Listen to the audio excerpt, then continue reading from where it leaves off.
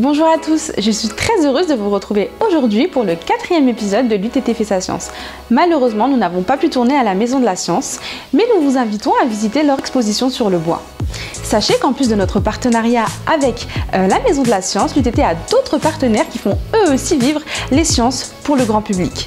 Je vous invite donc à découvrir ensemble l'association Radio Amateur. C'est parti!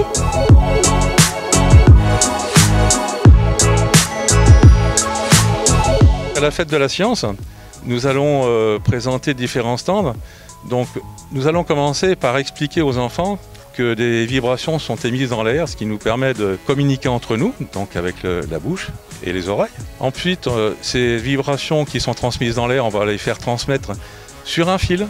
Donc, on va leur montrer qu'on peut transmettre d'un pot de yaourt à un autre, avec un fil bien tendu et que les vibrations vont aller d'un pot de yaourt à l'autre. Nous allons leur montrer aussi les bases de tout ce qui est électromagnétisme.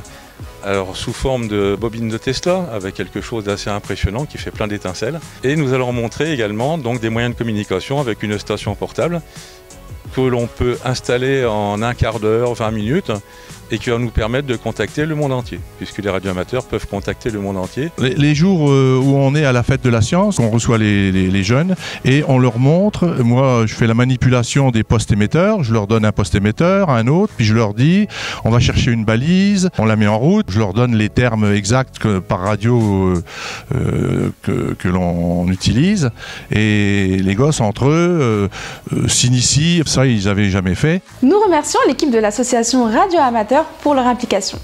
Et tout de suite, je vous propose de découvrir ensemble une courte vidéo sur les questionnements scientifiques du quotidien et les réponses de nos étudiants. C'est parti!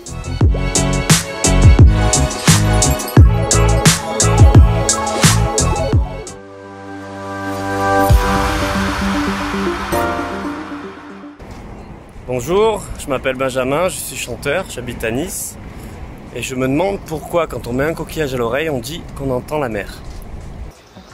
Certains coquillages forment une sorte de cavité, une sorte de boîte donc, qui va agir comme une caisse de résonance. Et donc quand on va approcher ces coquillages de notre oreille, et ben, ce qu'on va entendre en fait c'est notre pouls, parce que dans notre oreille on a des milliers de petits vaisseaux sanguins donc, qui vont s'agiter au rythme du pouls et donc qui vont envoyer tout ce son là dans le coquillage. Donc avec la caisse de résonance ça va amplifier le son, c'est ce qu'on va entendre. Donc par association d'idées, on associe souvent le coquillage à la mer, donc la mer au bruit des vagues. Donc on se dit que quand on se tend le coquillage à l'oreille, on entend le bruit des vagues. Bonjour, je suis Dimitri, je suis actuellement en Grèce et je me pose une question. Pourquoi est-il si difficile de courir dans le sable ? Quand on court sur du sable, on se rend vite compte qu'on s'essouffle plus vite, qu'on est fatigué plus rapidement. Donc il y a une raison très simple à ça, c'est que le sable est déformable sous notre poids. Donc quand on va effectuer une pression sur le sol, donc par exemple pour marcher, le sol nous renvoie une force opposée.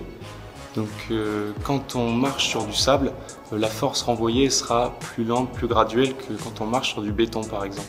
C'est pour ça que nos muscles seront plus sollicités et plus longtemps.